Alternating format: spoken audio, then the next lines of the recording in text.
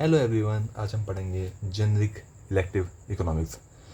ये BCom and BA का एक सब्जेक्ट है, सेमेस्टर 6 का एक सब्जेक्ट है जो कि जिसका पेपर होने वाला है आपका 5 जून को। एंड आज हम इसकी जो मोस्ट ऑफ द कंसेप्ट हैं उसको डिस्कस करेंगे। ये वीडियो लगभग 1 से 2 घंटे की होने वाली है। इसमें हम सारे टॉपिक जो है कवर करते हुए चलेंगे। वेरी श्योर मैं आपको बहुत छोटे छोटे में समझाऊंगा। एंड आपको अगर आप इसे पेपर से पहले देखेंगे तो आपका most of the subject cover हो जाएगा। सो यहाँ पे आता है हम इकोनॉमी में हम देखेंगे इकोनॉमी एंड स्कोप। यह आप अपनी बुक से कर लीजिए क्योंकि एकदम थोड़ी थोड़ी टॉपिक है। अब आगे आते हैं हम stock concept and flow concept. आपके एग्जाम में क्वेश्चन आ सकता है कि स्टॉक कंसेप्ट क्या होता है, फ्लो कंसेप्ट क्या होता है, डिफरेंस आ सकता है। फिर कोई भी चीज़ बता देगा उसे बताना होगा कि ये फ्लो कंसेप्ट है या फिर स्टॉक कंसेप्ट है।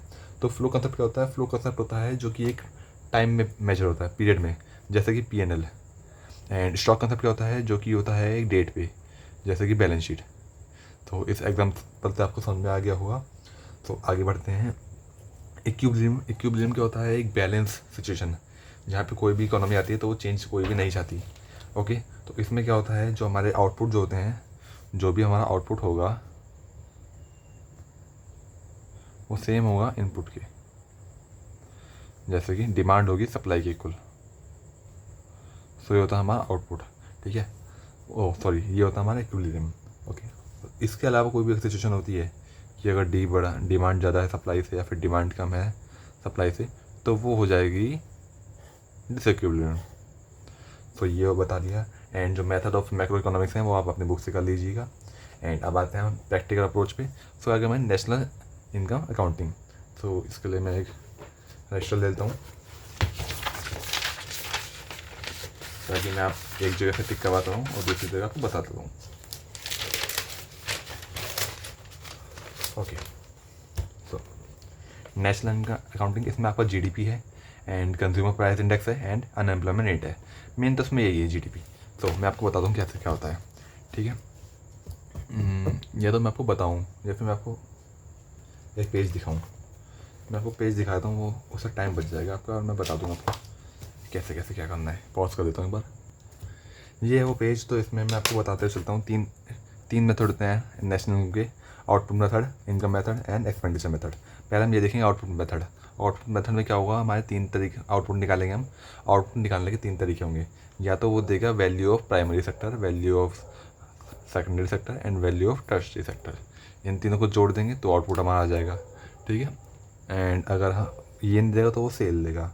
अगर सेल देता है तो हमें चेंज इन स्टॉक भी जोड़ना पड़ेगा उसमें। चेंज इन स्टॉक क्या होता है? Closing stock minus opening stock. तो सेल में अगर हम चेंज इन स्टॉक जोड़ देंगे तो भी वैल्यू ऑफ आउटपुट ही निकलेगा। और अगर ये भी नहीं देखा तो हम देखेंगे वैल्यू ऑफ आउटपुट। तो उससे हम क्या करेंगे, जितनी हमने यूनिट बनाई है प्रोडक्शन, उसको प्राइस से मल्टीप्लाई कर देंगे तो हमारा आ जाएगा आउटपुट। इन तीनों में से कोई भी एक चीज़ देगा तो उससे हम आउटपुट निकाल लेंगे। या फिर सीधा वो आउटपुट बता देगा तो हम आउटपुट लिख लेंगे। फिर हम माइनस करेंगे इंटरमीडिएट कंजम्पशन। क्योंकि आपको पता होगा, ऐसे थ्योरी में भी आ सकता है कि जो नेशनल इनकम की कैलकुलेशन होती है वो जो होती है उसमें जो है सिर्फ फाइनल गुड्स आते हैं, इंटरमीडिएट गुड्स नहीं आते।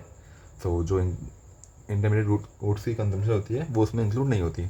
तो ये आपका जो है थ्योरी में भी आ सकता है, वो हम आगे जाके देखेंगे। तो हम माइनस करेंगे यहाँ पे, आउटपुट लिख लेंगे यहाँ पे। इन तीन मेथड में से किसी से भी एक से आउटपुट आ जाएगा। फिर हम इंटरमीडिएट कंजम्पशन माइनस कर देंगे। एंड इंटरमीडिएट कंजम्पशन डायरेक्ट देगा, या फिर इंटरमीडिएट कंजम्पशन भी वो primary sector and secondary sector and tertiary sector, इन तीनों के अलग अलग दे सकता है।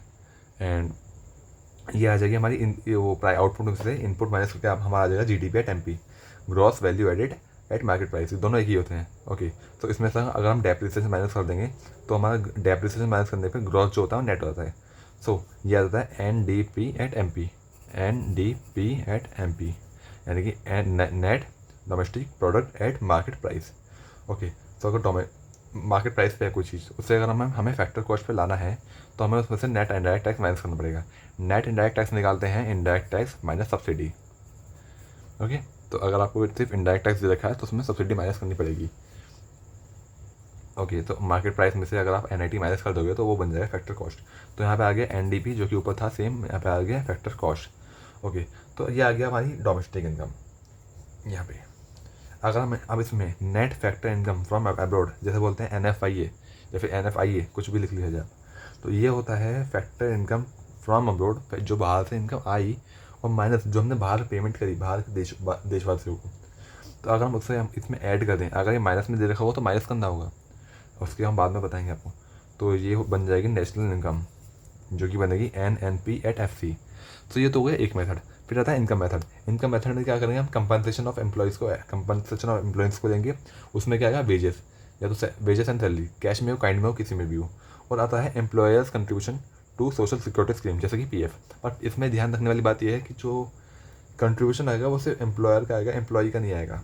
तो अगर एम्प्लॉई का देखा तो उसे नहीं लेना है, क्योंकि वो पहले ही जो है उसमें इंक्लूड हो चुका होगा वेजेस एंड सैलरी में। तो अगर एम्प्लॉयर का कंट्रीब्यूशन होगा तो वो लेना है, नहीं तो नहीं लेना। एंड ये आ जाएगा वेजेस एंड सैलरी, ये कंपनसेशन हो गया। एंड देन आता है ऑपरेटिंग सरप्लस। ऑपरेटिंग सरप्लस में 3 चीज़ होते हैं, RIP, यानी कि rent and royalty, interest and profit. Profit के भी 3 टुकड़े होते हैं, 3 टुकड़े जो कि आपको सुने भी होंगे। डिविडेंड, जो हमने बांट दिया, अनडिस्ट्रीब्यूटेड प्रॉफिट, जो हमने नहीं बांटा रख लिया, एंड कॉर्पोरेट टैक्स, जो हमने टैक्स के रूप में दे दिया।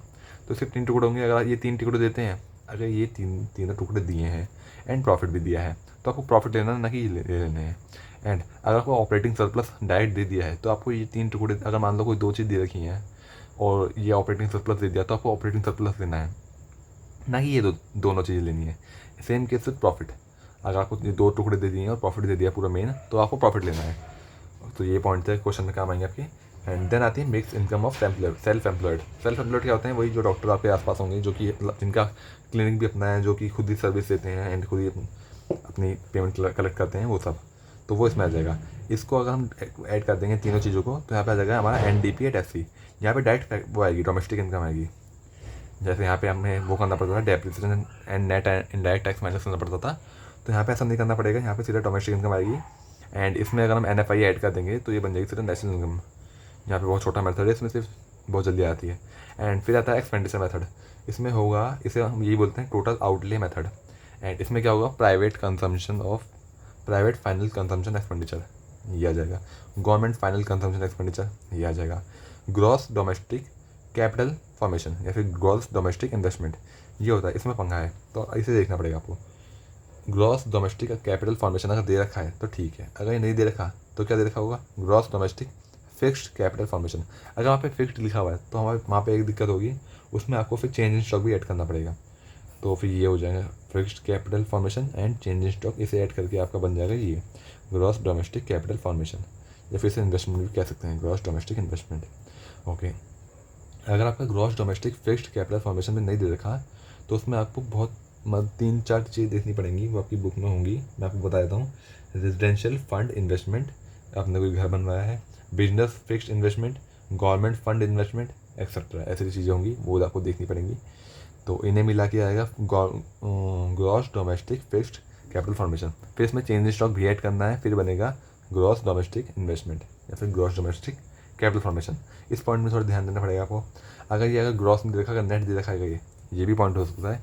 अगर ये आपको ग्रॉस नहीं दिया, डायरेक्ट नेट दिया है, तो जो आपकी जो नीचे आएगी GDP@MP, वो GDP नहीं आके NDP आएगी, NDP@MP।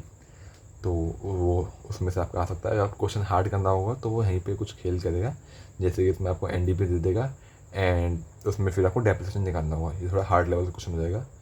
सो इसमें है, आप मैंने बता दिया कि private final consumption expenditure, government final consumption expenditure and gross domestic capital formation, इसके अंदर का मैंने आपको बता दिया। एंड फिर आ जाएगा नेट एक्सपोर्ट। तो इसे इन चारों चीज़ों को ऐड करके बन जाता है GDP@MP, वही। फिर उसमें से डेप्रिसिएशन माइनस करेंगे तो आ जाएगा NDP@MC। फिर उसमें नेट डायरेक्ट टैक्स माइनस करेंगे तो बन जाएगा NDP@FC, जो कि डोमेस्टिक इनकम। एंड देन जो हम उसमें NFI ऐड करेंगे तो बन जाएगा ये भी नेशनल इनकम। तो ये 3 तरीके हैं जिनसे आप नेशनल इनकम निकाल सकते हैं। एंड ये गोल्डन फार्मूलाज, ये जो कि आपको काम आएंगे याद रखने में। अगर कोई भी चीज़ अगर ग्रॉस में दे रखी है, जैसे gross GDP, gross domestic product, तो उसमें से अगर आप डेप्रिसिएशन माइनस कर देंगे तो ये बन जाएगा नेट। ग्रॉस में डेप्रिसिएशन माइनस का नेट बन जाएगा। अगर नेट में अगर डेप्रिसिएशन ऐड कर देंगे तो ग्रॉस बन जाएगा। अगर ऊपर से नीचे आएंगे तो माइनस करना है, नीचे तो ऊपर जाएंगे प्लस करना है, ठीक है। एंड अगर कोई मार्केट प्राइस पे MP पे है तो उसमें से NIT net indirect tax minus करना है, तो उसमें वो बन जाएगा फैक्टर कॉस्ट पे। अगर कोई चीज़ डोमेस्टिक है उसमें हम NFI ऐड करेंगे, ठीक है, तो फिर वो बन जाएगा नेशनल इनकम। NFI क्या आता है, फ्रॉम, मतलब जो बाहर से पैसा आया, एंड जो टू यानी बाहर से को पैसा गया, तो उसका डिफरेंस बन जाता है NFI। एंड जो अगर हम डोमेस्टिक में अगर NFI ऐड करेंगे तो ये बन जाएगा नेशनल इनकम। अगर NFI माइनस में है तो हम उसे माइनस करना पड़ेगा ऑब्वियसली। एंड अगर एक और पॉइंट है, अगर मैं आपको लिख के बताता हूँ, अगर नेट फैक्टर इनकम यहाँ पे आता है फ्रॉम अब्रॉड, पर अगर लिखा है टू अब्रॉड तो ये बन जाएगा जो हमने नेट पे करी है। यानी कि अगर वो पॉजिटिव भी लिखा है ना सर 30, तो फिर भी हम उसे माइनस ही करेंगे क्योंकि यहाँ पे 2 आ गया। नॉर्मल जनरली क्या होता है, फ्रॉम आता है यहाँ पे, यानी कि जो नेट जो है, नेट यानी कि हमारा जो है लेना देना हो चुका है। इसका मतलब क्या चल रहा है अभी, 2 का मतलब क्या चल रहा है, जैसे हमने 50 तो वहाँ पर भेजे और 50 वहाँ से आया, 100 हमने भेजे, तो यहाँ पर नेट आ गया 50। तो यहाँ इस अगर ये 2 लिख देगा तो यहाँ पे -50 नहीं लिखेगा, वो प्लस ही लिखेगा क्योंकि हम हमने भेजे हैं नेट। और अगर वो ये लिखेगा net factor income from abroad, तो अगर यही लिखना है, अगर हम यही क्यों लेंगे कि हमने 50 जो है भेजे और 100 जो है आए, तो हम यहाँ लिखेंगे -50। दोनों सेम सेम वो है एग्जाम्पल, बट अगर यहाँ पे फ्रॉम आ गया तो यहाँ पे -50 लिखेगा, अगर 2 आ गया तो यहाँ पे 50 लिखेगा सिर्फ, क्योंकि हमने पहले बोल दिया कि हमने नेट जो है वहाँ पे इतने भेजे हैं, तो ये 50 लिखेगा ना फिर। तो ये हो गया आपका GDP and consumer price index आप पढ़ लेंगे। एंड अनएम्प्लॉयमेंट रेट होता है जिस रेट से, जो फ्रैक्शन है जिस रेट से जो उस किसी भी इकोनॉमी में जो वो हैं पर्सन हैं वो अनएम्प्लॉयड है। फिर यहाँ पे हम रियल और नॉमिनल जीडीपी की बात करें, सो नॉमिनल जीडीपी क्या होती है, नॉमिनल जीडीपी होती है जो कि करंट प्राइस पे निकाली जाती है, और जो रियल जीडीपी होती है वो बेस ईयर के प्राइस पे निकाली जाती है। बेस ईयर हमारा 2011-12 है। सो ये हो गया आपका बेस ईयर, यानी अगर हम जो नेशनल इनकम की कंपटीशन है, तो अगर हम उसे अगर रियल इनकम निकालेंगे तो वो हमारे बेस ईयर के उससे प्राइस से मल्टीप्लाई होगी, और अगर हम नॉमिनल रेट में निकालेंगे तो हमारी करंट ईयर के प्राइस से मल्टीप्लाई होगी। नॉमिनल में जैसे को पता चला हो कि करंट ईयर के प्राइस है, तो उसमें जाहिर है कि इन्फ्लेशन का इम्पैक्ट आ चुका होगा। तो अगर हम देखें, जैसे कि अगर रियल नेशनल इनकम निकालनी है तो हम करंट आउटपुट को मल्टीप्लाई करेंगे बेस ईयर के प्राइस के साथ, जो कि है 2011-12 का। पहले अलग था, पहले कम था, अब 2011-12 आ गया है। एंड अगर हमें नॉमिनल निकालनी है तो हम करंट ईयर के आउटपुट को ही करंट ईयर के प्राइस से मल्टीप्लाई कर देंगे। इसमें जब अगर हम करंट ईयर के प्राइस लेंगे तो हमारा इन्फ्लेशन आ जाएगा, उसी से आता है जीडीपी डिफ्लेटर। इसमें हम जब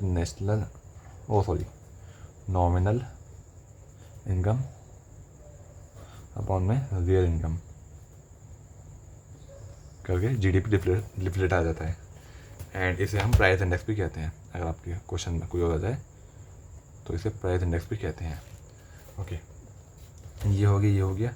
अब मैंने आपको ये बता दिया, जीडीपी बता दिया एंड जीएनपी बता दिया एंड नेशनल इनकम बता दिया मैंने आपको, फैक्टर कॉस्ट पे आती है नेशनल इनकम, ये बात ध्यान रखना है। एनएनपी अगर एमपी है, net national product at MP market price, ये नेशनल इनकम नहीं होती है। नेशनल इनकम होती है फैक्टर कॉस्ट पे, यानी कि NNPFC, ये है नेशनल इनकम।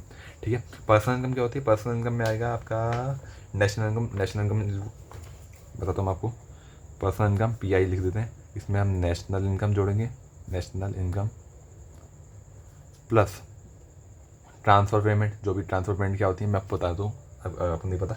ट्रांसफ़र पेमेंट वो पेमेंट होती है जिसके लिए हमने उसके लिए कोई फैक्टर नहीं लगाया, जिसमें जैसे हमने कोई भी उसके लिए वो नहीं करी, हमने कोई भी उसके लिए सर्विस नहीं दी किसी को, जो हमें फ्री में मिलनी है मुफ्त में, जैसे कि आपको स्कॉलरशिप हो कोई भी, तो उसे बोलते हैं ट्रांसफ़र पेमेंट। तो ट्रांसफ़र पेमेंट ऐड हो जाएंगी एंड जो भी हमारे पर्सनल टैक्सेस हैं, पर्सनल टैक्सेस जो हमें पे करने होते हैं वो माइनस हो जाएंगे, तो इससे हमारी बन जाएगी पर्सनल इनकम। फिर आता है पर्सनल डिस्पोजेबल इनकम, PDI लिख लेते हैं इसको समझने के लिए। तो इसमें से हमारा क्या होगा, पर्सनल इनकम जो हमारी पर्सनल इनकम आ चुकी है उसमें से हम जो सेविंग कर लेते हैं, सेविंग माइनस कर लिए हमने, तो जो बची है वो बचेगी हमारी पर्सनल डिस्पोजेबल इनकम, जितनी हम पैसा खर्च कर सकते हैं, खर्च करना चाहते हैं, वो हमें बन जाती है PDI, personal disposable income. Okay, तो अब हम देखेंगे component of GDP. Hope so दिख रहा है आपको, कंपोनेंट ऑफ जीडीपी। तो आपकी बुक में मेंशन था, ओके, सी प्लस आई प्लस जी प्लस एन एक्स। सी है कंजम्पशन, आई है इन्वेस्टमेंट, एंड जी है गवर्नमेंट की डिमांड, एंड है नेट एक्सपोर्ट। ओके, सो यही आपका पॉइंट आएगा जब आपका फोर्थ सेक्टर ऑफ इकोनॉमी होगा, तो उसमें भी आपके यही पॉइंट आएंगे। सो इकोनॉमी होती है टू टाइप, ये 2 सेक्टर होंगी, 3 सेक्टर होगी एंड 4 सेक्टर होगी। ये 2 होती हैं क्लोज इकोनॉमी, ये है ओपन इकोनॉमी। इसमें क्या होगा, सिर्फ कंजम्पशन है और इन्वेस्टमेंट है। इसमें क्या होता है, सी प्लस आई प्लस एस, इसमें गवर्नमेंट आ जाती है। ये जो है 2 सेक्टर एंड 3 सेक्टर काफ़ी ओल्ड थ्योरीज हैं। इसमें क्या होता है, इसमें जो 2 सेक्टर में, इसमें जो जिन्होंने भी ये दी थी, जो कि शायद केन्स थे, उन्होंने वो एज्यूम कर लिया था कि गवर्नमेंट नहीं होती, जो कि काफ़ी गलत है। एंड थर्ड सेक्टर में, 3 सेक्टर मॉडल की इकोनॉमी में जो है कंजम्पशन होती है, इन्वेस्टमेंट होती है, गवर्नमेंट होती है। तो इसमें हम गवर्नमेंट ले आए। एंड जो 4th सेक्टर इकोनॉमी आई, जो कि ओपन इकोनॉमी है, इसमें कंजम्पशन होती है, इन्वेस्टमेंट होती है, गवर्नमेंट होती है, and rest of the world यानी कि नेट एक्सपोर्ट भी होता है। तो इससे जो है ये इनकी कंपोनेंट होते हैं। अगर आप इसमें, आपकी बुक में जो है इनकी जो है इन, एक मिनट है, मैं बुक चेक कर लेता हूँ ताकि कुछ ना हो आपका। यस, तो इसमें आपका जो है, इस बुक में आपकी, इसमें नहीं, ये मैं आपको अलग से कोई बुक बता रहा हूँ। तो इसमें जो है फ्लो ऑफ इनकम बताना है, जैसे 2 सेक्टर इकोनॉमी में, 3 सेक्टर इकोनॉमी में और 4 सेक्टर इकोनॉमी में। तो बुक में काफ़ी क्लियर नहीं था, तो मैं आपको अलग बुक से बता रहा हूँ। तो इसमें क्या होता है, ये है 2 सेक्टर इकोनॉमी, ठीक है, आप ध्यान से देखना, मैं थोड़ा जूम कर देता हूँ। ओके, 2 सेक्टर इकोनॉमी में हाउस होल्ड होते हैं, फर्म होती हैं, हाउस होल्ड फर्म। ओके, तो हाउस होल्ड जो होते हैं फर्म को फैक्टर इनपुट देते हैं। फैक्टर इनपुट क्या होते हैं, लैंड लेबर, जो कि हमारा land labour, capital and entrepreneurial skill, ठीक है। फर्म उसके बदले क्या होते हैं, गुड्स एंड सर्विस देती हैं, ये बोलता है रियल फ्लो, ठीक है। एंड दूसरी तरफ जो है फर्म जो है फर्म जो है फैक्टर पेमेंट करती हैं हाउस होल्ड को, एंड हाउस होल्ड जो है कैपिटल एक्सपेंडिचर करते हैं फर्म में, तो ये बोलते हैं मनी फ्लो, इसको बोलते हैं मनी फ्लो। एंड अंदर वाले को बोलते हैं रियल फ्लो। फैक्टर पेमेंट क्या आएगा, rent, wages, rent, interest, profit, ये सब आ जाएगा मनी फ्लो में। एंड रियल फ्लो में क्या आएगा, फैक्टर इनपुट्स, जो कि थे land, labour, capital, entrepreneurial skill, ठीक है। और फर्म जो होती हैं हाउस होल्ड को रियल फ्लो में, फर्म जो है हाउस होल्ड को गुड्स एंड सर्विस देती है। ये जितने भी आपको एरो दिख रहे हैं, जैसे एक जा रहा है, एक जा रहा है, एक जा रहा है, एक जा रहा है, एक जा रहा है, तो ये अपने आप में एक ही लाइन है। तो इसमें आपको एक ही लाइन लिखनी, इसी को देख के आपको एक ही लाइन लिखनी होगी। जब अगर 2 सेक्टर इकोनॉमी में आपको फ्लो पूछा जाएगा। एंड यहाँ पे अगर जैसे एग्जाम लिखा हुआ है, तो यहाँ पे बेस्ट सिचुएशन है, जहाँ पे no tendency to change the position and the desired amount of output demanded exactly equal to the production in the given time. जो डिमांड होती है प्रोडक्शन की, यानी सप्लाई की, इक्वल हो जाती है, जो कि मैंने आपको बताया था। एंड द प्रोडक्शन प्लान है जो उनको बनाना है फर्म को, वो एग्जैक्टली मीट होते हैं expenditure plan of the house hold, जो कि लोग हाउस होल्ड जो है खर्च करने वाले होते हैं। तो इसी में आपको जो है कंजम्पशन फंक्शन भी आएगा, मैं आपको बाद में बताऊँगा। एंड अब इसी के साथ जैसे 3 सेक्टर इकोनॉमी का कर ही लेते हैं, फिर बार इधर नहीं आना, बार इन गलियों में नहीं आएंगे फिर हम। ओके, तो हम डायग्राम देखते हैं। डायग्राम से मैं आपको बताता हूँ। इसमें जो होता है गवर्नमेंट एक्स्ट्रा आती है। अब जैसे इस केस में भी आपको जो है, इस केस में भी जितने आपको एरो दिख रहे हैं, जितने भी, जैसे ये बिजनेस जो है गवर्नमेंट को टैक्स देते हैं, यहाँ को क्लियर नहीं दिखा है, मैं आपको बता देता हूँ। बिजनेस टैक्स देते हैं, गवर्नमेंट सब्सिडी देती है, एंड हाउस होल्ड टैक्स देते हैं, गवर्नमेंट ट्रांसफर पेमेंट देती है, एंड और भी चीज़ें होती हैं। इसमें बहुत ज़्यादा बड़ा चार्ट है, मैं आपको इसमें से आपको थोड़ा भी आज देख सकते हो। इसका स्क्रीनशॉट लेना तो ले लो। यस, मैं आपको अपना नोटबुक दिखाता हूँ, अपनी नोटबुक, उसमें ईजी होगा। एक मिनट पॉज कर देता हूँ मैं। ओके, सो अभी मेरे नोट्स मेरे को मिल नहीं रहे हैं, तो मैं आपको इसी से बता देता हूँ।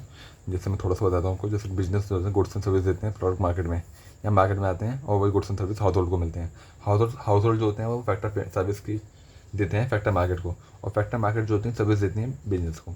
यानी कि मार्केट, इनके बीच में मार्केट आ जाती है बिजनेस और फर्म की, हाउस होल्ड के बीच में, एंड गवर्नमेंट भी आती है। तो यानी कि 3 सेक्टर 1 2 एंड 3 सेक्टर इकोनॉमी होती है, जिसमें जो होती है एक तो होती है प्रोडक्ट मार्केट, एक होती है फाइनेंशियल मार्केट। ये दो चीज़ें अलग हैं, पर जो मेन जो कंपोनेंट है इसमें 3 सेक्टर में वो है, एक तो बिजनेस है, एक है गवर्नमेंट है, एक है हाउस होल्ड। सो ये होता है 3 सेक्टर मॉडल में। एंड 4 सेक्टर में एक्स्ट्रा एक वो आता है रेस्ट ऑफ द वर्ल्ड, यानी कि ये रेस्ट ऑफ द वर्ल्ड। सो बाकी सारी चीज़ें इसमें भी सेम रहेगी, बस यहाँ पे जो है जो कनेक्शन बन जाता है इन तीनों का 1 2 3 हाँ business household and government, इन तीनों का कनेक्ट बन जाता है रेस्ट ऑफ द वर्ल्ड से भी। तो इसमें आता है 4 सेक्टर इकोनॉमी। इसमें आपको यही है house hold sector, business sector, government sector and finance sector. इसमें आपका जैसे आप पिछले वाले में 3 सेक्टर में भी आपने पॉइंट बनाए होंगे जो कि एरो जा रहे हैं, यानी कि जितने एरो जा रहे हैं, जैसे गवर्नमेंट यहाँ पे लिखा है, जैसे गवर्नमेंट एंड एरो बना हुआ है सब टाइटल वो सब्सिडी, तो यहाँ पे लिखना होगा आपको गवर्नमेंट की subsidy to business.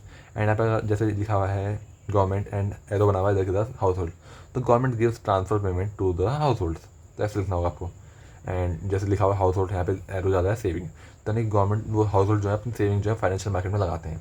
Financial market जो है लिखी है यहाँ पे एरो बना हुआ है इन्वेस्टमेंट, फाइनेंशियल मार्केट इन्वेस्टमेंट करती है इन बिजनेसेस, ऐसा हुआ। फाइनेंशियल मार्केट ही जो है गवर्नमेंट को बोरिंग्स भी करती है, यहाँ पे एरो भी है, financial market gives borrowing to the government. So ऐसे आपका जो पॉइंट बन जाएगा, तो आपका ये भी हो चुका है। तो मैं टिक कर देता हूँ, ये भी हो चुका है, ये भी एंड मैं आपको ये बता दिया। तो अभी आपका क्या ब्रेक है, 2 सेक्टर 3 सेक्टर 4 सेक्टर है, अभी आपका इक्विलिब्रियम बाकी है, मैं उसका करता हूँ अभी कुछ। सो अभी हम ये देखते हैं कंजम्पशन फंक्शन, इन्वेस्टमेंट फंक्शन। तो फंक्शन क्या होता है, फंक्शन जो समझ लो, मैं आपको एक एग्जाम्पल दिखा बताऊँ, अगर आपको नहीं पता तो एक मिनट जूम आउट कर दूँ। यस, तो फंक्शन वो चीज़ होती है जिससे जो चीज़ें अंदर, मतलब कोई भी चीज़ का फंक्शन वो होगा जिससे वो चीज़ इफेक्ट होगी। जैसे अगर मैं आपको बताऊँ एक एग्जांपल लेके, आउट ऑफ द पूरा बिल्कुल आउट ऑफ कंटेक्स्ट एग्जांपल है ये, कि हेल्थ, फंक्शन ऑफ हेल्थ क्या होगा, तो ये होगा फंक्शन ऑफ हेल्थ क्या होगा, हेल्थ, हाँ हेल्थ इज़ अ फंक्शन, मतलब हेल्थ का जो फंक्शन होगा वो होगा जिससे हेल्थ जो है वो होती है, अफेक्ट होती है।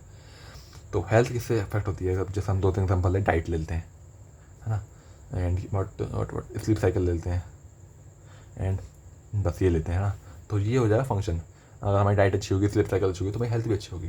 तो ये मैंने एग्जांपल दिया। वैसे जब हम कंजम्पशन रखेंगे, कंजम्पशन फंक्शन ऑफ वाई, ये छोटा डी मैंने इसलिए लगाया क्योंकि वाई जो है हमारी इनकम होती है, पर पूरी इनकम का भी फंक्शन नहीं है, वो है डिस्पोजेबल इनकम का, मतलब हमारे जो हम टैक्स पे पर्सनल इनकम है उसमें से जो हमारा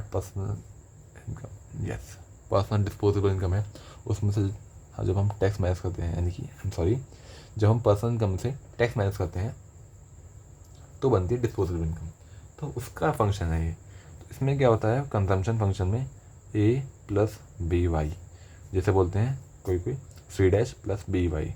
बी क्या होता है, बी होता है MPC, ये मैं आपको अभी आगे टॉपिक आएगा ये बताएंगे आपको।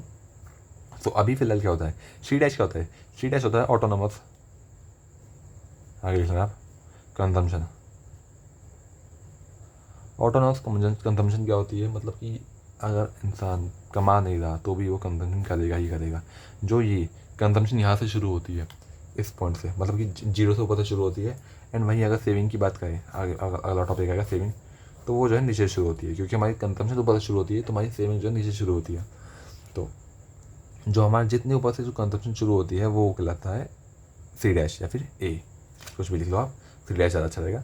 तो ये जो है ये है ऑटोनोमस कंजम्पशन, एंड जो ये बढ़ती है ये कंजम्पशन बन जाती है। ओके, तो ये होता है कंजम्पशन फंक्शन।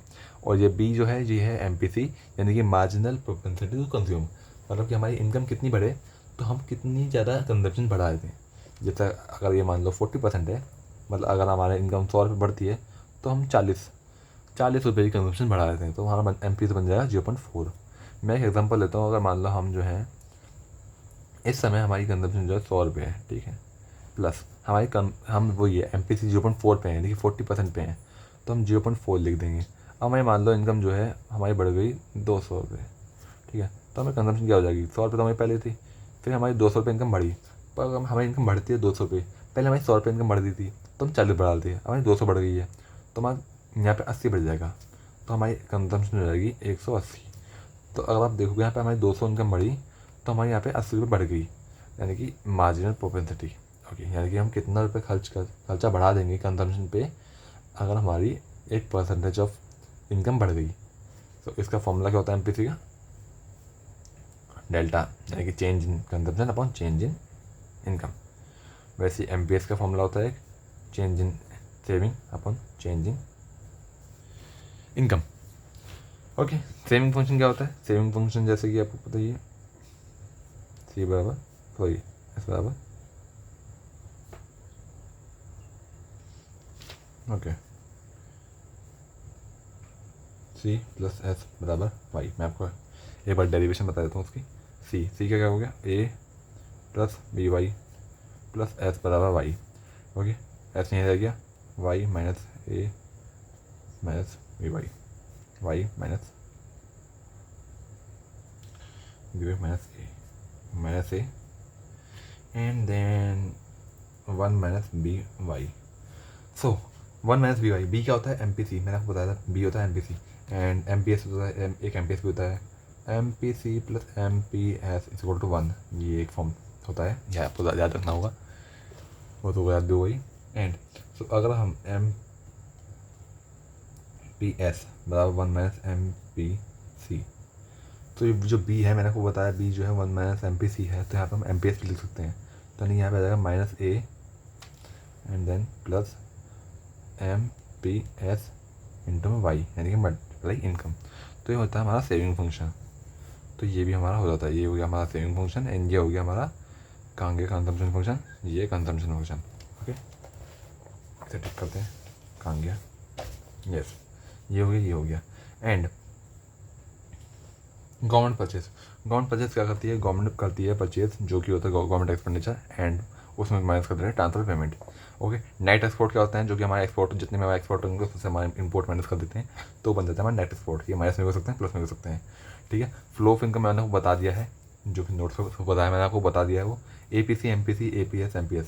ओके, तो मैं आपको MPS MPC बता दिया। मैं आपको एक टेबल बना के दिखाता हूँ, एक बार इसे पॉज कर देता हूँ ताकि आपको टाइम वेस्ट ना हो। ओके, सो मैंने एक वो टेबल बना दिया फटाफट से एंड ये है हमारी income, consumption, saving, APC APS MPC MPS। Okay, APC क्या होता है? APC होता है C अपन वाई APC। APS क्या होता है? CS upon saving upon Y.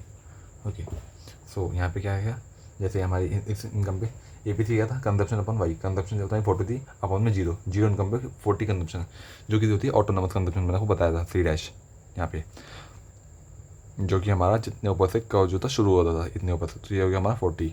And यहीं पे जब हम वहाँ देखेंगे सेविंग में, तो हमारा 40 डाउन से शुरू हो रहा होगा, तो हमारा हो जाएगा ये 40 डाउन, तो ये हमारा हो जाएगा ये वाला पॉइंट। ये होप सो समझ में आया हो। तो ये हो गया एंड यहाँ पे आपका कोई भी चीज़ को अगर 0 से डिवाइड करेंगे तो वो इन्फिनिटी आएगा, बात आपको पता होगी। सो मेन पर्पस आपको APC होता है ना, APC होता है C अपन वाई। ऐसे टेबल की भी आ सकती है आपके एग्जाम में। सो उसमें क्या करना होगा आपको, यहाँ पे सेविंग लिखनी होगी, कंजप्शन लिखनी होगी एंड सेविंग लिखनी होगी। अगर आपका जो होता है, अगर आपका सिर्फ वाई और सी दे रखा है तो उससे आप सेविंग भी निकाल सकते हो। जैसे 0 है और सेविंग है तो वाई माइनस सी करके, इसे हम वाई माइनस सी करके भी निकाल सकते हैं। पर हो सकता है क्वेश्चन में दिया हो सकता है ना दिया हो, तो मैं आपको बता दिया बस। एंड ये आ गया आपका APS होता है एस अपन वाई, यानी सेविंग अपन इनकम। तो ये भी वही आ गया 40 अपन माइनस 40 अपन में 0, तो भाई इन्फिनिटी आएगा। एंड आपका जो भी आ गया। यहाँ पे अगर आप देखें तो हमारा जो कंजप्शन है वो हमारी घटती जा रही है, जैसे जैसे हमारी इनकम बढ़ती है वैसे हमारी इनकम जो है, जो APC है हमारी एवरेज प्रोपेंसिटी टू कंज्यूम, मतलब कि हम कितना हमारा इनकम का खर्चा, इनकम में से हम कितना अपना खर्चा कर लेते हैं। तो हमारा जितनी हमारी इनकम बढ़ती आ रही है, कैंसिल हो गया, जितनी हमारी इनकम बढ़ती आ रही है उतने हमारे खर्चे कम होते जा रहे हैं। एंड सेम जो कि शुरू में नेगेटिव थी वो हमारी बढ़ते जा रही है धीरे धीरे करके। एंड अगर आप आगे भी इसी चीज़ को चढ़ाएंगे तो बढ़ती जाएगी। यहाँ पे जो तो है हमारी MPC, हमारी जो हमारी वो है, हमारा जो झुकाव है कंजम्पशन की तरफ, वो है हमारा 80%। ये जो है जनरली सेम आता है, जनरली बताऊँ चेंज हो सकता है। एंड अगर आपका एक आ गया 0.8 ये आ गए, तो यहाँ पे 0.2 ही आएगा, क्योंकि इन दोनों का सम जो होता है 1 ही आएगा हमेशा।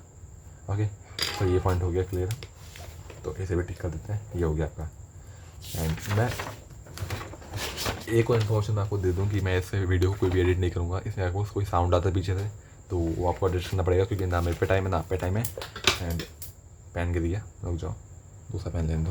हाँ, तो वीडियो को एडिट नहीं करने वाला कुछ भी, एंड पढ़ाई करते हैं। सो कंजम्पशन फंक्शन यहाँ पे आ चुका है पहले भी, तो यहाँ पे दोबारा आ चुका है क्योंकि बुक में दोबारा था आपकी। एंड वाई बराबर ए डी, यहाँ पे आ जाता है आपका इक्विलिब्रियम का कंसेप्ट आ जाता है आपका। तो वो देख लेते हैं, वाई ए डी वाला सी प्लस आई सी, और यहाँ पे ये है 3 सेक्टर वाला, सॉरी ये गलत छप गया यहाँ पे, ध्यान था। ओके, इक्विलिब्रियम हमें 2 सेक्टर में पढ़ना है, 3 सेक्टर में पढ़ना है, 4 सेक्टर में पढ़ता है। यहाँ पे मैंने लिख दिया पहले से नोट से बनाना और डायग्राम बनाना आपको, क्योंकि डायग्राम बनना क्या होगा तो भाई नंबर मिलेंगे अच्छी खासी। ओके, मैं लाता हूँ आपके फटाफट से, वो लाता हूँ ढूंढ ढांड के कि कहाँ पे है वो।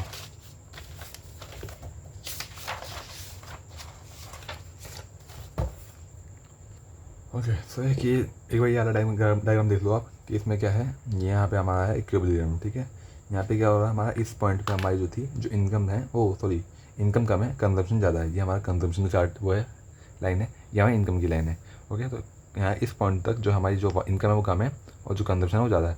तो यहाँ पे पिंक वाला जो शेड देख रहे हो आप, वहाँ पे डिस सेविंग, यानी कि हमारी सेविंग कम हो रही है।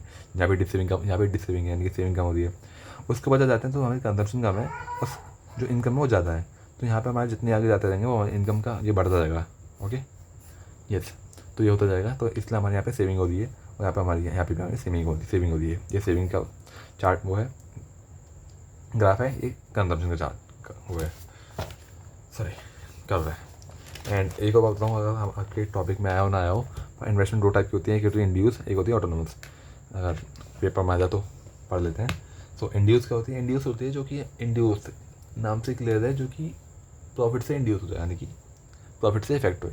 ये जो होते हैं प्राइवेट लोग करते हैं। और जो ऑटोनोमस इन्वेस्टमेंट होती है वो गवर्नमेंट करती है, जो कि बेनिफिट के लिए नहीं होती, बल्कि सोशल वेलफेयर के लिए होती है, जो कि इनकम जो कि उससे रिटर्न आने वाली है उससे इंड्यूस नहीं होती।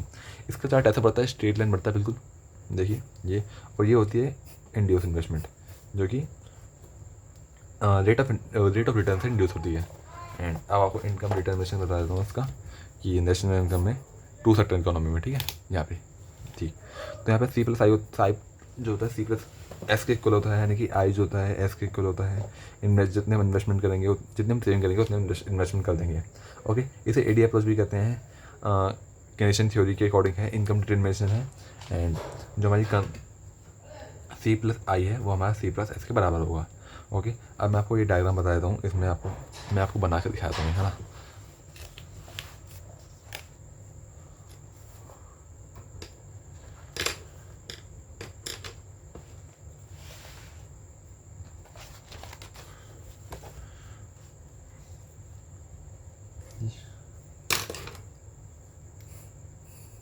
दिख रहा है, नहीं दिख रहा, एक मिनट यस, ये हो गया हमारा एडी, ये हो गया सेविंग। इतना एक्यूरेट नहीं बनेगा पर फिर भी आप समझ लेना। ओके, तो ये हो गया हमारी कम सी। ओके, वाई जो होगा हमारा हमेशा 0 से शुरू होगा, 45 डिग्री के एंगल पे बनेगा ये बन गया। एंड ये इसी को 45 डिग्री लाइन भी बोल देंगे, इसी को एस भी बोल देंगे, एग्रीगेट सप्लाई। ओके, इसके ऊपर से ये हमारा जो हो गया सेविंग। ओके, यहाँ पे हो गया हमारी इन्वेस्टमेंट, ये ऑटोनॉमस होती है। ये मैंने बताया था आपको दो तरह की, एक मिनट, यस, 2 तरह की इन्वेस्टमेंट होती है, ऑटोनॉमस और ये इंड्यूस। तो ये इंड्यूस इन्वेस्टमेंट है। अब जितनी इन्वेस्टमेंट यहाँ पे है, जैसे मान लो यहाँ पे 40 है, ठीक है, तो उतने ऊपर से यहाँ से ये शुरू होगा और ये जाएगा यहाँ 40 से, 40 ऊपर ये है। और ये हमारी ऑटोनॉमस कंजम्पशन ए डैश, वो सॉरी ए या फिर सी डैश, इसको जो बोल दो। तो ये हमारी कंजम्पशन हो गई, ये वाला सी है। एंड ये है ए डी, जो कि होता है सी प्लस आई। आई आई इतना यानी 40 है, तो हमारा इसलिए हमने 40 ऊपर से शुरू कर दिया। तो सी तो इतना था और उसके ऊपर 40, ये 40 तो स्टेबल है, इतना ही रहेगा, तो इसलिए हमने ऐसे ऐड कर दिया। यहाँ पे हमारा ये बन गया है। तो अब हम इसे नीचे लाएंगे, तो यही मैं आपको बताना चाहता था कि एग्जैक्ट नहीं बन पाएगा इतना, क्योंकि हमने जो है कोई मैपिंग नहीं करी ऐसी ग्राफ पे। सो जब ग्राफ पे बनाएंगे तो आपका ये पॉइंट जो होगा, ये जो कि हमारा जिस पे ए डी और ए एस जो मीट कर रहे हैं, वही आपको यहाँ पे आएगा। तो इसे थोड़ा सा कर लेते हैं, यस, इसे हटा देते हैं। तो आप ये लाइन देखो, अभी ये लाइन, ठीक है। तो लगभग यहाँ मैच होगा, जो कि अगर आप ग्राफ पे बनाओगे, जो कि आपके पेपर में आएगा होप तो यहाँ पे जो हमारा AD और AS होगा वो हमारा I और S के इक्वल हो जाएगा। ये S है, ये I है, तो यहाँ पे इक्वल हो जाएगा। तो ये होता है 2 सेक्टर में, ठीक है। और भाई 3 सेक्टर में आएगा। 3 सेक्टर में क्या होगा, मैं डायग्राम बता रहा हूँ आपको। ये वाई हो जाएगी इनकम 45 डिग्री, वाई लिखता हूँ सिर्फ मैं, ठीक है। ये हो जाएगा अपना कंजम्पशन, ये हो जाएगा C+I। अब आ जाएगी गवर्नमेंट, क्योंकि ये 3 सेक्टर, ठीक है। इसमें हम गवर्नमेंट की वो जो एक्सपेंस होंगे, जो कि हमारा जो गवर्नमेंट खर्च करेगी, वो ऐड कर देंगे C+I+G। तो ना यहाँ पर नहीं बनेगा, क्योंकि यहाँ पे नहीं, अब यहाँ पे बनाएंगे, ठीक है। और नीचे जो सेविंग वाला था, ये हो जाएगा सेविंग, ठीक है। थोड़ा ध्यान से बनाएंगे, ठीक है, सेविंग। अब यहाँ से होगी, 1 मिनट मैं आपको वो बनाता हूँ। ये आ जाएगा वो इन्वेस्टमेंट, इसी में जो होंगी गवर्नमेंट के, 1 मिनट, इसमें आ गया इन्वेस्टमेंट। यहाँ पे आ जाएगी इन्वेस्टमेंट प्लस गवर्नमेंट की डिमांड। एंड यहाँ से जो शुरू होगा हो जाएगा सेविंग प्लस टैक्सेस, टैक्स लिखा टैक्स, क्योंकि सेविंग भी एक टाइप की लीकेज है एंड टैक्सेस भी एक टाइप की लीकेज है। लीकेज आप पढ़ेंगे जब मल्टीप्लाई का क्वेश्चन आएगा, तो उसमें बताऊँगा मैं आपको, उसको बताऊँ। तो यहाँ पे C प्लस, यहाँ पे या इस पॉइंट पे एंड ये पॉइंट, तो सेम वही बात, अगर आप जब आप ग्राफ पे बनाएंगे तो ये जो है मैच करेंगे यहाँ पे। तो यहाँ पे जो होगा C+I+G वो इक्वल होगा C+S+, ठीक है, yes, okay. Consumption, investment and जो गवर्नमेंट की डिमांड है वो यहाँ पे आ जाएगा consumption, saving and taxes, government की जो इनकम है। यहाँ पे गवर्नमेंट की डिमांड है ये, और गवर्नमेंट की इनकम है, ओके। तो आता है 4 सेक्टर पे। 4 सेक्टर में क्या होगा, 4 सेक्टर में आ जाएगा एक्सपोर्ट, और कुछ नहीं होगा। मैं आपको इसे ही बताया हूँ, खामा खा पेज वेस्ट नहीं करते। यहाँ पे आ जाएगा इसमें। अब हम थोड़ा और ऊपर आ जाएंगे, इस पॉइंट पे वाई को और आगे ले जाओ। यहाँ पे C+I+G+, यहीं पे दिखा देंगे X-M करके, नेट एक्सपोर्ट दिखा देंगे, ना कि हम नीचे ऐड नहीं करेंगे बोर्ड करके, ऐसा कुछ नहीं करेंगे, हम डायरेक्ट ऊपर ही करके दिखा देंगे। अगर हमारा एक और सिचुएशन हो सकती है, अगर हमारे जो इम्पोर्ट ज़्यादा है एक्सपोर्ट करना है, यानी कि हमारा माइनस में आ रहा है, तो हमारा जो है नीचे बनेगा फिर इक्विलिब्रियम। जो ये वाली मैं वाला पेन यूज़ करता हूँ, जो हमारा ये वाला था ना 3 सेक्टर, तो इससे नीचे बनेगा फिर हमारा यहाँ पे, ओके। यहाँ पे आ जाएगा आपका नेट एक्सपोर्ट, और फिर वहीं से आपका बन जाएगा इक्विलिब्रियम, ठीक है। ये जाएगा 4 सेक्टर में। अभी मैं आपको जल्दी ये बता सकता हूँ। तो ये बन गया, ठीक है, ये हो गया multiply effect in economy. Multiply क्या होता है, जैसे मान लो एक इकोनॉमी है, मैं आपको एग्जांपल बताता हूँ। उसमें अगर किसी ने, जैसे गवर्नमेंट ने 1000 करोड़ पर लगाए, ठीक है, एग्जांपल है, 1000 करोड़ लगाए, ठीक है। तो वो 1000 करोड़ पे एक के पास जाएंगे, ठीक है, वो 900 करोड़ पे खर्च कर देगा, मतलब 100 करोड़ रख लेगा मान लो, और 900 करोड़ खर्च कर देगा, ठीक है। फिर अगले ने ऐसे करा, 800 करोड़ कर दिए और 100 करोड़ रख लिए। फिर मान लो अगले ने इतने करे 720 भेज दिए, अगले ने इतने करे 640 भेज दिए, अगले ने भेज दिए। ऐसे बढ़ते बढ़ते जो बने गए, ये बन जाता है, ये पैसे को बनाता है। तो इसे बोलते हैं मल्टीप्लाई इफेक्ट। तो इसे बोलते हैं के से डिनोट होते हैं के। तो इसका फॉर्मूला क्या होता है, 1/MPS, मतलब कि मार्जिनल प्रोपेंसिटी टू कंज्यूम, वो सेविंग, कितना सेव करने की जो वो है ना प्रोपेंसिटी, उसको जब हम अपॉन में कर देते हैं तो वो बन जाता है के। जैसे हम मान लो कोई इकोनॉमी है जिसमें कि लोग जो हैं 10%, यानी कि 1/0.1 इतने पर इतना जो है लोग सेव करते हैं। अगर वो मान लो 10 रुपये की उनकी इनकम बढ़ती है, तो वो उसमें से 1 रुपये की इनकम सेव करते हैं। तो वहाँ पे आ जाएगा 1/0.1। तो पे आ जाएगा की वैल्यू 10, इसमें टाइम्स में आएगी, ओके। तो अब क्वेश्चन में कैसा आ सकता है, आपके उसमें था 10 ईयर में क्वेश्चन था, काफ़ी क्वेश्चन थे जिसमें था कि आपकी इनकम जो बढ़ी है, यानी कि क्वेश्चन लिखा होगा उसमें कि आय में वृद्धि हो गई लगभग 1000 करोड़ की, ठीक है। तो वो बन जाएगा डेल्टा आई एस, ठीक है, यानी कि इनकम में बढ़ी है करोड़, ठीक है। और वो आपको MPS दे देगा, फिर MPC दे देगा। तो पहले आपको MPS है, फिर MPC से के का फॉर्मूला एक होता है, मैं आपको यहाँ पे के फॉर्मूला बता देता हूँ। के बराबर 1/MPS, writing OP, 1/1 minus MPC, delta I upon delta Y, yes this is. तो ये फॉर्मूले हैं के एंड इससे आप जो है इन्हीं फॉर्मूलों को सोच समझ के आपको यूज़ करना पड़ेगा और आंसर निकालना होगा। पहले आपको इनसे वो जो के निकलवा लेगा, फिर वो निकल जाएगा कि जो है अब के यही है 10 टाइम्स आएगा, ठीक है। अब मान लो कि इनकम अगर किसी ने जो है गवर्नमेंट ने 1000 करोड़ रुपये लगाए इनकम में, वैसे 1000 करोड़ लगाए तो वो बन जाएगी इन्वेस्टमेंट, है ना। तो हमारा फॉर्मूला है के बराबर delta I upon delta Y. तो के क्या है 10 times delta Y, delta I यानी कि कितनी इन्वेस्टमेंट करी हमने, 1000 करोड़ करी है, तो पूछ रहे हो कितनी इनकम बढ़ेगी, तो हमारा वाई निकालना होगा हमारा 10,000 इंटू 10,000 करोड़ इनकम बढ़ेगी, ऐसे या ऐसे क्वेश्चन आएंगे, ठीक है। तो आ सकते हैं, ये हो गया। And concept of automatic stabiliser जो होते हैं, जैसे कि इकोनॉमी होती है, उसमें जो होती है इकोनॉमी कभी कभी ऊपर नीचे होती रहती है, तो उसको जो स्टेबलाइज करने के लिए जो स्टेबलाइजर होते हैं दो तरह के होते हैं। एक होता है डिस्क्रीट, मतलब कि जो गवर्नमेंट हो गई या फिर RBI हुई वो खुद से लगाते हैं, जैसे कि कोई मान लो एडिशनल टैक्स हो गया या फिर कुछ भी ड्यूटी एटसेट्रा, आप समझ लो कुछ भी। ओके, यहाँ पे आप हमारे सिलेबस में क्या है ऑटोमेटिक स्टेबलाइजर है, जो कि हो गया आप ये बुक में जो है एग्जांपल दे रखा है progressive tax.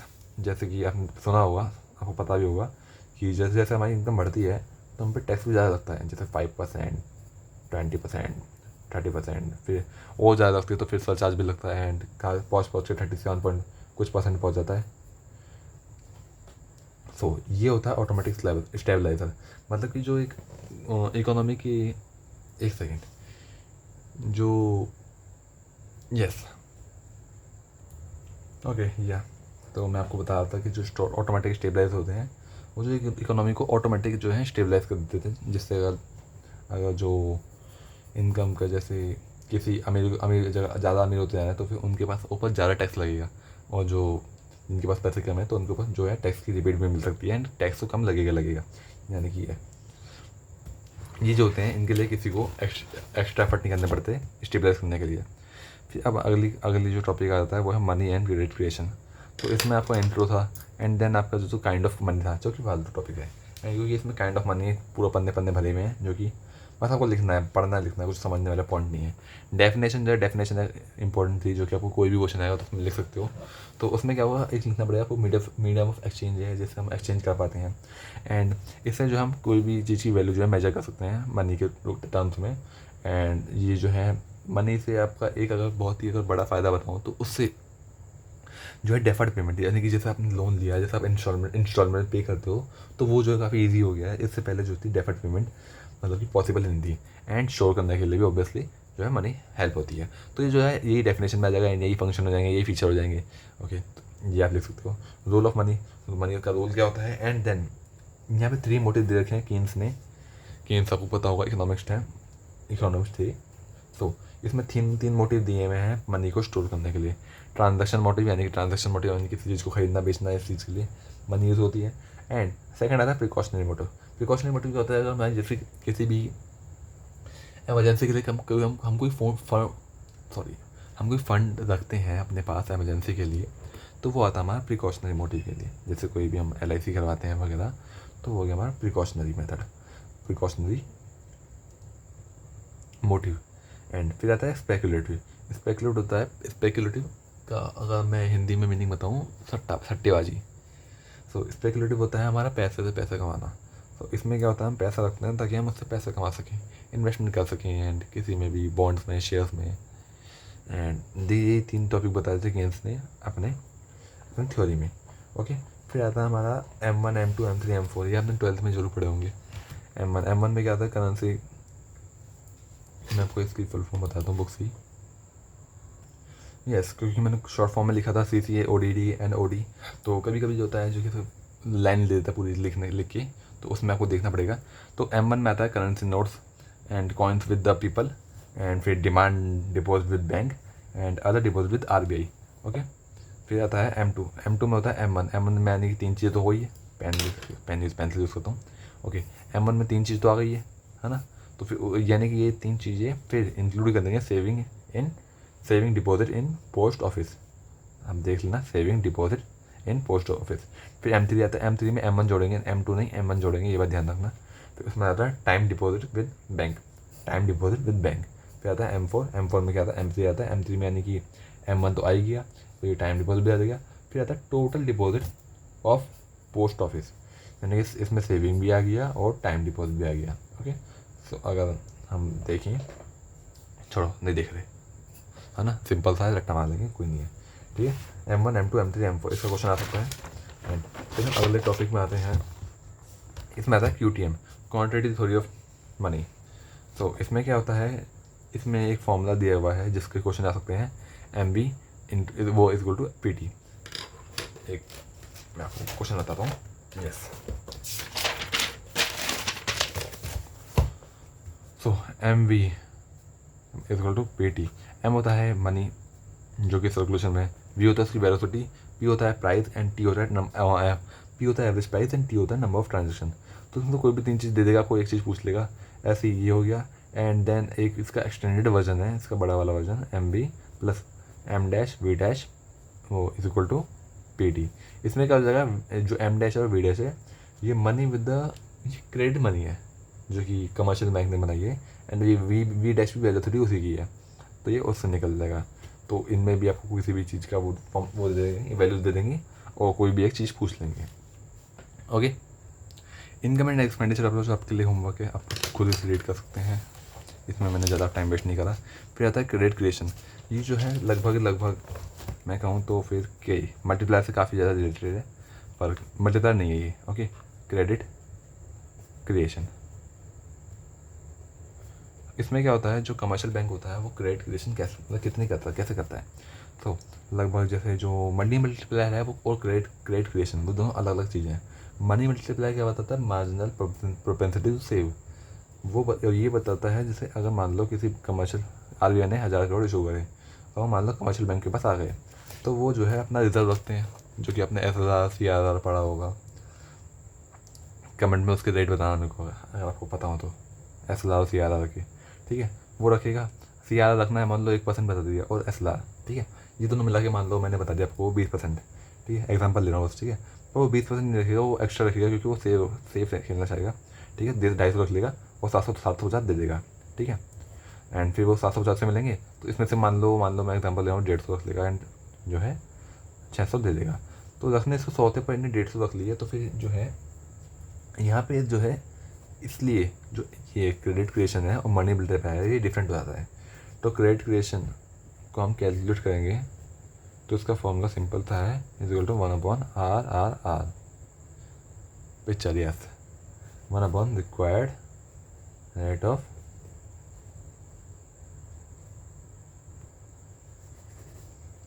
Required reserve ratio. जैसे अगर मान लो किसी एक बैंक को 4% टोटल क्रेडिट डिपॉजिट का अपने पास रिजर्व रखना पड़ता है, तो उसका क्रेडिट क्रिएशन क्या होगा, 1/0.04। तो कितना आ जाएगा ये, कैलसी का है 1/0.4 25। तो ये 25 टाइम्स क्रेडिट जो है क्रिएट करेगा। अगर मान लो इसमें अगर हज़ार करोड़ अगर लगाते हैं तो ये 25,000 क्रेडिट क्रिएट कर देगा। तो ये होता है हमारा टॉपिक वाला ख़त्म। फिर आता है हमारा लिमिट ऑफ CC। तो ये कह रहा है क्रेडिट क्रिएशन पर कैसे रोक लगती है। तो उसमें आपके बुक में 2 पॉइंट बताए हुए हैं, वैसे इसी 2 पॉइंट में काफ़ी सारे पॉइंट मिक्स कर दिए हैं, जैसे कि डिपॉजिट विद कमर्शियल बैंक। तो कमर्शियल बैंक इसमें बता रखा है, जैसे कमर्शियल बैंक अपने पास डिपॉजिट रखते हैं, तो वो जो है इन्होंने जो अपना रिजर्व मेंटेन करना होता है उससे ज़्यादा रखते हैं अपने सेफ खेलने के लिए, तो उससे जो है जो क्रेडिट क्रिएशन है वो कम हो जाता है। एंड इसी में बता रखा है कि जो लोगों की जो है बैंकिंग हैबिट होती है, जो कि लोग अपना बैंक में पैसा जमा करवाना के लिए मतलब इंड्यूस रहते हैं कि मतलब वो अपने पास कैश नहीं रखते कि बैंक में रखेंगे उसमें थोड़ा इंटरेस्ट मिलता रहेगा। तो जो बैंकिंग हैबिट होती है उस पर भी डिपेंड करता है कि जो क्रेडिट क्रिएशन है वो कितना हो पाएगा। अगर उसी में अगर बात करें तो अगर हम देखें कि अगर लोग किसी भी इकोनॉमी में FD में ज़्यादा अगर वो पैसे लगाते हैं, तो फिर जैसे FD का आपको पता होगा कि एक फ़िक्स टाइम पीरियड के लिए बैंक को पैसे मिल जाते हैं, पर वही अगर नॉर्मल अगर डिपॉजिट कर रखें तो वो आप उस पर कैश कभी भी निकाल सकते हो, पर FD में ऐसा नहीं होता। तो इसलिए जब आप FD कराते हो, मान लो 5 साल की करा ली, ठीक है, तो उसमें बैंक को पक्का श्योरिटी होती है कि 5 साल तक पैसे कहीं नहीं आने, तो वो उस पैसे को मतलब लॉन्ग टर्म के लिए भी दे सकता है, जैसे वो ज़्यादा इंटरेस्ट कमा सकता है एंड क्रेडिट क्रिएट कर सकता है एट्सेट्रा। तो ये सब बता रखा है। और क्या बता रखा है, सेफ कैश डिपॉजिट रेशियो, इसमें बता रखा है कि जो लोग होते हैं अपने पास कैश रखना चाहते हैं सेफ रहने के लिए, तो उससे भी जो होता है क्रेडिट क्रिएशन कम होती है। ये काफ़ी हद तक सेम है। जो लिमिट है वो, एक क्वेश्चन है, why does multiplier effect stop, मतलब कि मल्टीप्लायर इफेक्ट जो होता है वो कम क्यों होता है, वो इसके पॉइंट और उसके पॉइंट काफ़ी हद तक सेम है, वो आप दोनों पढ़ लो तो सेम काम चल जाएगा। तो मोस्टली मैंने सारे टॉपिक करवा दिए हैं एंड अगर कुछ रह गया हो तो आप खुद पढ़ लीजिएगा। एंड ये वीडियो मैं कोई एडिट नहीं करूँगा, सीधा इसे पोस्ट कर दूँगा। एंड एक और बात कि यस, इसमें जो भी मैंने टॉपिक पढ़ाया तो वो मेरी नॉलेज से एकदम परफेक्ट है एंड ये मैं सिर्फ हेल्प के लिए बनाई है एंड ये video. And yes, thank you.